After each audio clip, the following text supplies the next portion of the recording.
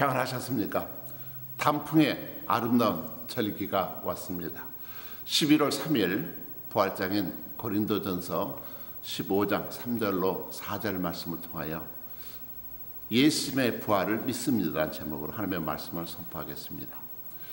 전도자가 무신론자에게 복음을 전하는데 예수 그리스도의 십자가의 죽음과 부활을 믿을 수 있겠느냐 이렇게 물었을 때 그는 어떻게 죽은 자가 살아나느냐고 믿을 수 없다고 대답을 했습니다.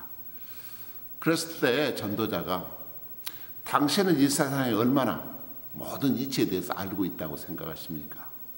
글쎄요, 제가 아는 지식이 얼마나 되겠습니까? 그렇다면 백사장의 한 모래만큼 되겠습니까? 뭐 그렇다고 말할 수 있겠죠.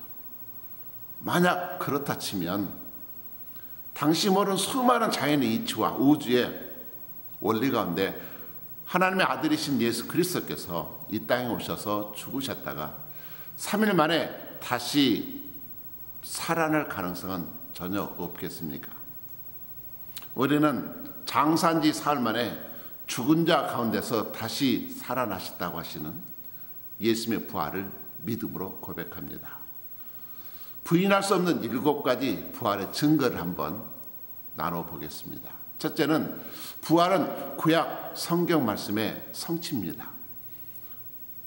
오늘 보면 고린도전서 15장 3절 4절은 말씀합니다. 성경대로 그리스도께서 우리 죄를 위하여 죽으시고 장사 지낸 바 되셨다가 성경대로 사흘 만에 다시 살아나셨느니라. 성경대로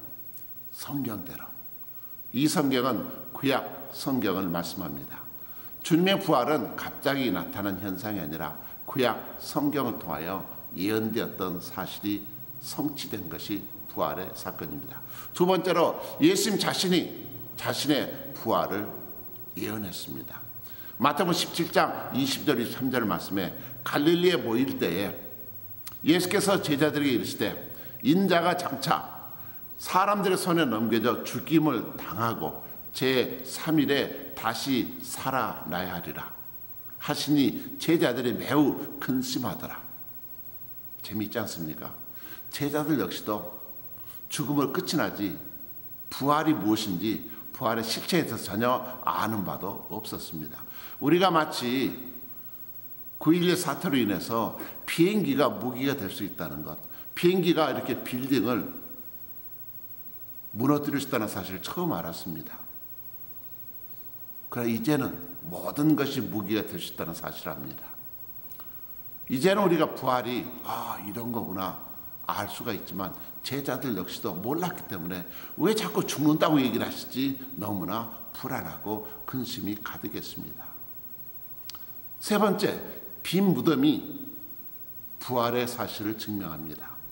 대제사장이 무덤을 지키는 군인들을 뇌물을 주면서 제자들이 예수님 시신을 훔쳤다고 거짓 뉴스를 퍼뜨리게 했습니다. 만약 시신을 찾았더라면 부활의 사건은 그냥 거짓말로 드러나고 말았을 것입니다. 네 번째 증거는 바울의 회심이 이것을 말해줍니다.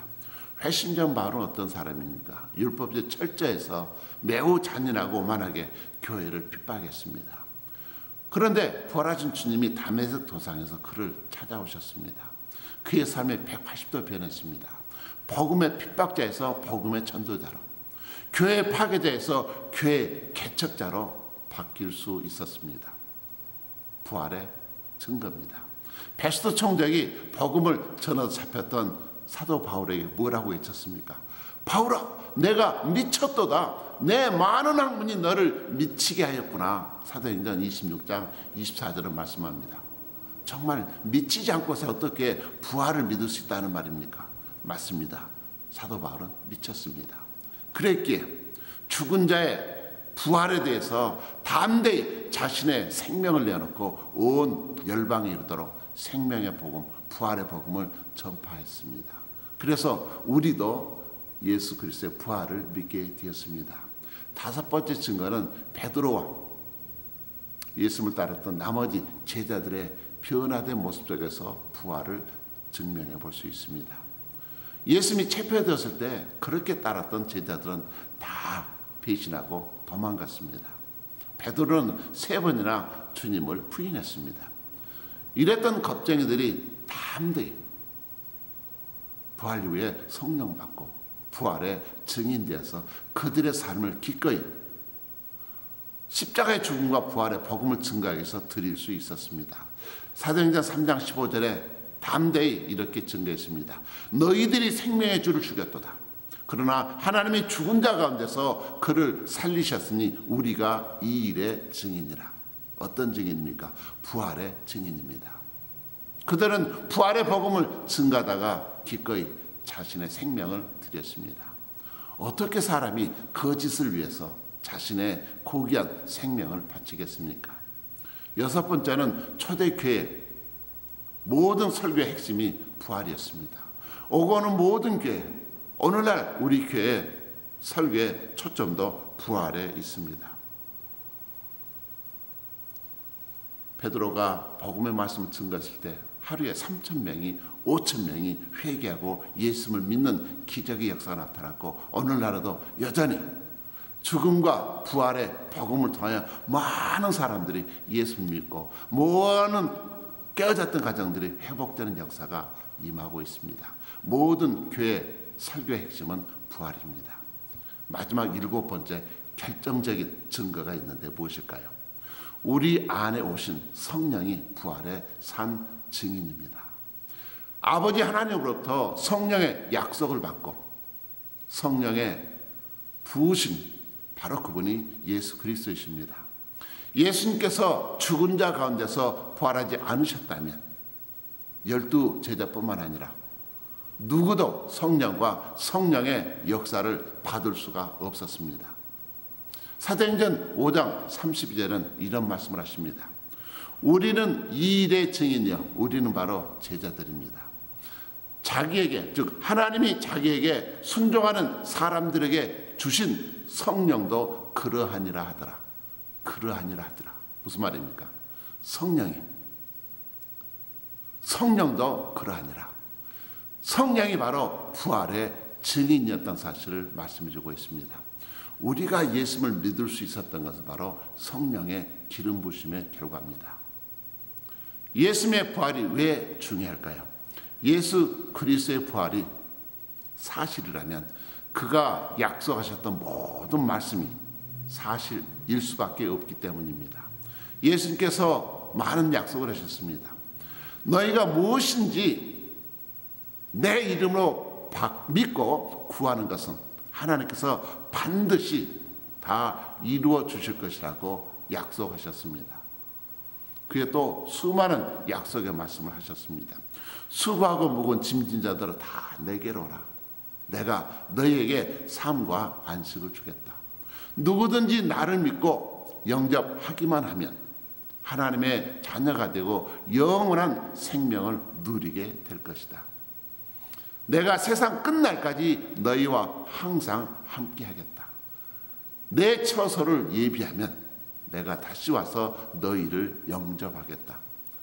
이 세상 마지막 날 다시 너희를 살릴 것이다. 그날이 오면 내 썩을 몸이 더 이상 썩지 아니할 영광된 몸으로 다시 변화될 것이다. 얼마나 감사합니까?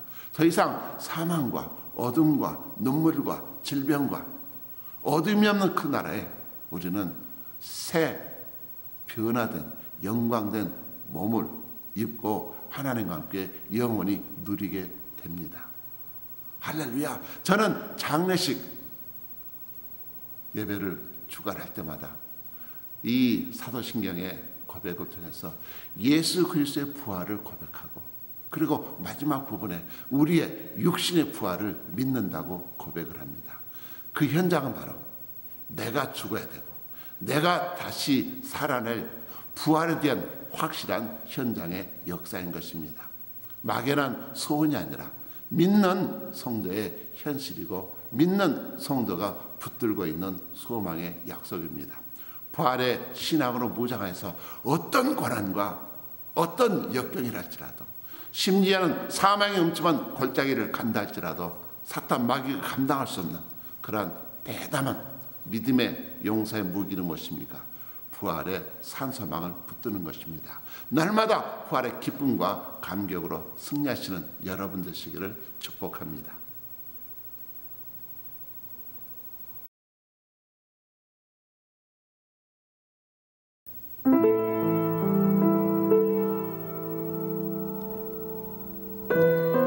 천국은 어떤 곳일까요? 주님이 통치하시고 주관하시는 나라입니다. 이사야서에 보면 아주 훌륭한 그런 상징적인 표현이 광야의 길이 나고 사막에 물이 철철 넘치는 낙원을 말씀하고 있습니다. 아무쪼록 부활의 산신앙으로 우리의 모든 매일의 삶이 승리의 삶, 기쁨의 삶이 되기를 축복하며 우리 함께 사막에 샘이 넘쳐 흐르리라 찬양하겠습니다.